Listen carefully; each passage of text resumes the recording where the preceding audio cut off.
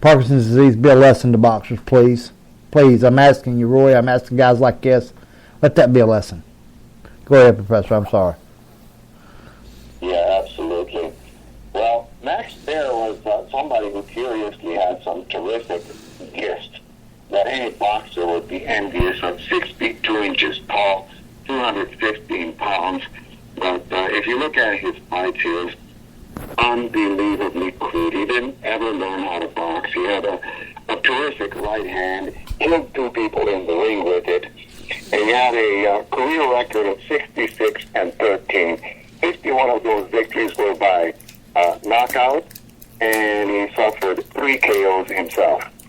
But his 13 losses did not occur because he fought way too long. His entire career was sprinkled with some weird losses that against good fighters who nevertheless should not have had any chance against him, like light heavyweight Tommy Laughlin coming up, and Johnny Risco, and the French contender, the Basque, Paulino Escudon. So this one's going to be real easy to do. Muhammad Ali, KO3. It'll be very reminiscent of his Cleveland Williams fight. You said 3? KO3? KO3. Wow. I give Max Baer the same chance that Cleveland Williams had. I think it'll be no contest. It'll be too open. And Muhammad Ali, I do believe, would put on a masterclass performance against Max Baer easily. Easily. I mean, I have him rated as the greatest heavyweight of all time. I don't know how much of that has to do with Angelo Dundee. Angelo Dundee, like I said, we talked a little bit about before, as a finisher instead of a coach. I call them, you got trainers and you got coaches and you got, there's different categories. There's levels to this shit, correct? I think that's where I heard that first. Yeah. Are we getting in a little time constraint here? Because I have 3 fights, but I can do all of them real quickly. Yeah, go ahead. I ain't got but one left. I mean, you go ahead and run yours. I have the winners of bracket A fight each other. The winners of bracket B fight each other, and then have the championship. I got 1 fight left, so I got left. And I have Andre. Okay, let me just get mine out of the way then. Go ahead. You pretty much agree with me about Muhammad Ali against Max Baer, right? Less than 6 rounds for sure, yeah. Okay. Because once again, I'm not dogmatic about it. If you think he might have lasted 7 rounds, okay, who knows? Might have taken. I'm saying it could have ended at any time. That night. Despite his terrible technique, Max Baer did have a jaw. To be knocked out only 3 times when he was that open. Yeah, that's why I'm giving him 5 or 6 rounds. That's the only reason. It's quite remarkable. But he didn't last long against Joe Louis. Oh, sir. Yeah, but he was part of the Bum in a Month Club, right? Hard as Joe Louis, but much quicker. And I think the volume of punches would have been just unbearable for him. All right, in the first bracket, we had winners Larry Holmes against Rocky Marciano. And as much as the Italians really would be rooting for him, I'm afraid Larry Holmes would take it either by unanimous decision, which I'm calling here a late TKO. Rocky would not have been able to get inside the jab well enough, often enough, and he would have been worn down, and Larry would have won most of the rounds. If the fight goes the distance, Larry Holmes wins 9 rounds, probably 8 to 9 rounds. Yeah, that's a logical outcome. And the other bracket, we have Muhammad Ali against Jack Dempsey. And once again, I see too much skill. You can make Jack Dempsey perhaps an inch taller, a little bit stronger, so he'd be somewhat of a more formidable opponent in Ali's era. But Ali is still just simply too crafty, too fast. Bingo. And I give him a unanimous decision against Jack Dempsey. And that obviously brings Muhammad Ali against Larry Holmes. Woohoo! We actually got to watch this fight, guys. They do this when they are in their prime. Prime, thank you. And before Muhammad Ali tried to fight after he had, not Alzheimer's, but Parkinson's syndrome, I don't think Larry Holmes beats him. He don't stand I a think snowball. Muhammad Ali by TKO. He don't stand a snowball's chance in hell. Of the Super 8, brought to you by the fictitious group, the WBBC, the World Balkanized Boxing Council. I love that. That's pretty good. I love that, Professor. And for people who are not up on their history, the word Balkanized is a word that was created after the Balkan Peninsula began to fragment when in the beginning of the 20th century, the Ottoman Empire could no longer control it. So it's become part of the language. When something is Balkanized, it's fragmented. Ergo, WBBC, World Balkanized Boxing Council. Okay, well, I am, y'all hear that? The professor actually, one of these big words that y'all keep accusing him of using, that I'm pretty sure only me and him knew what they meant before. I learned that one from Parade Bradshaw.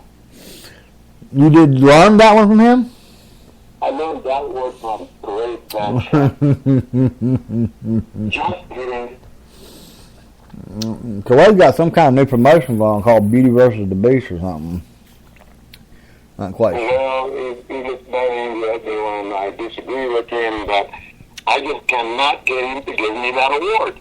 But you don't know anything about boxing award. I tried so hard. They just won't give it to me. They even threatened to kick me out of the group a couple of times. Oh, I am out. I begged them, would you please give me the award before you do that? I'm been kicked out. And he won't do it. I'm big kicked out. So I just got tired of listening to it. You know what I mean? Yeah, it's good for a laugh now and then. Well, no, I just got tired of it. I just told him the truth. Piss on it. Couldn't take it no more. I mean, I guess he just caught me at the wrong time. You know what I mean? I'm like, oh, piss on this. I'm getting ready to school your ass. You know, I'm going to tell you the truth. I can see this. I haven't made a really great impression on him. Yeah, not Mr. IOTBA is well, never mind. I told him that he's prejudiced against Hungarians because if you weren't, you would have given me the award. He's prejudiced against black guys too. You seen he picked Pacquiao over my way.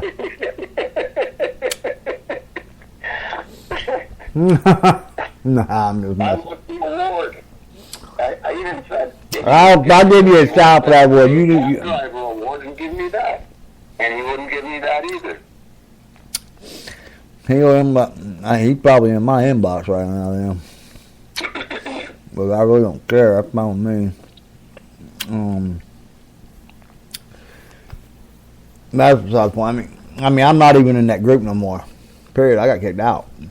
But yet I get tagged in all these videos. What did you do?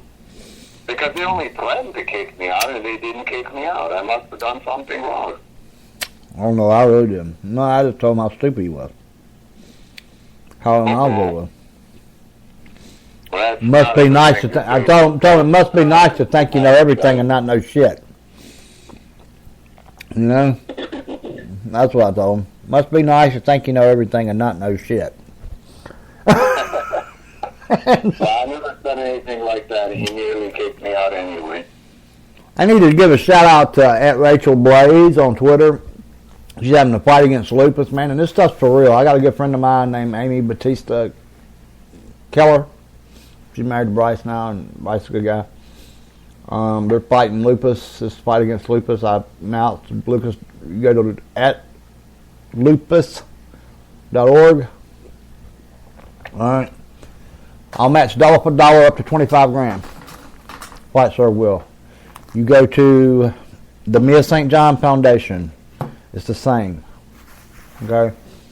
I do that. They will let me know. You got to mention hashtag fight serve. That's one word without an E on the end. Now, you don't earn $1 today, I'm not writing a check for $1 tomorrow or something like that. It's a total, well, as it goes on, and which I'm in constant contact with both of them. I love you too, Rachel. Well, actually, no, Jacob's in love with you. I got one more fight. This is Andre Ward versus Marvelous Marvin Hagler. Andre Ward versus Marvelous Marvin Hagler. Ward's undefeated, we know that. Hasn't lost since he was 14 years old. Hagler,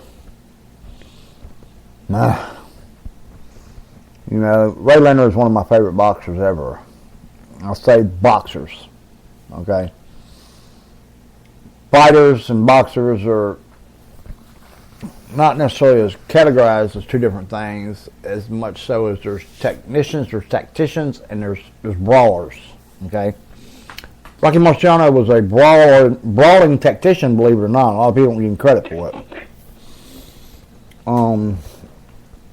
A lot better boxer than people realize, all right?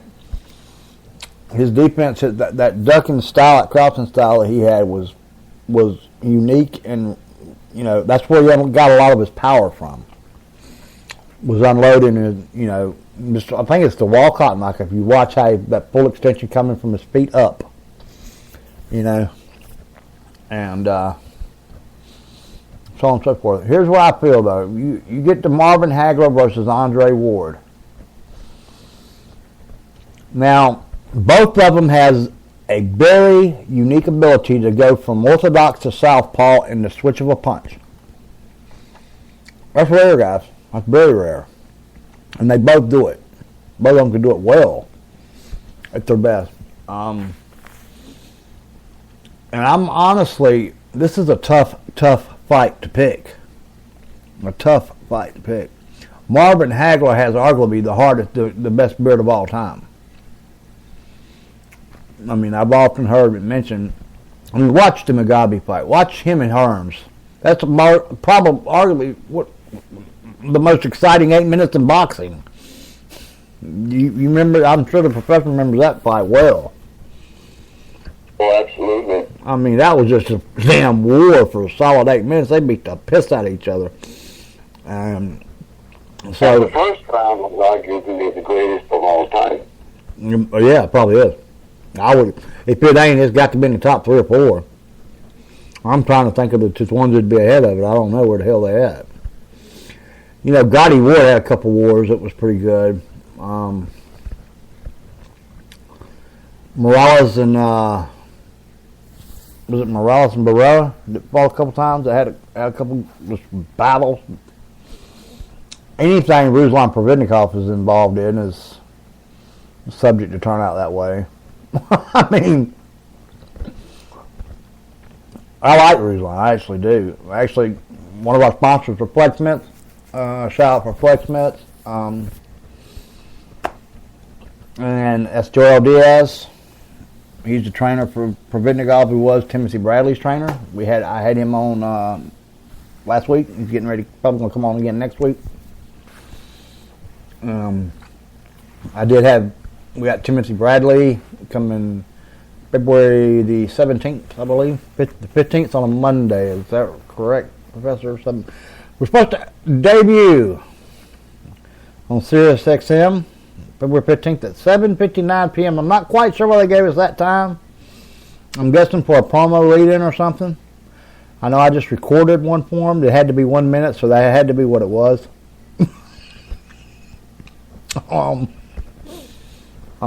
But yeah, it's when it debuts. And it's supposed to be channel 82 of Get Satellite Radio. And that still is subject to change, but the flyer they sent me and stuff has got that on there. So if it changes, I will announce it via social media everywhere. We'll announce it on air everywhere. Right now, I want to thank the Big Dog Radio Networks that lets us go live on the radio.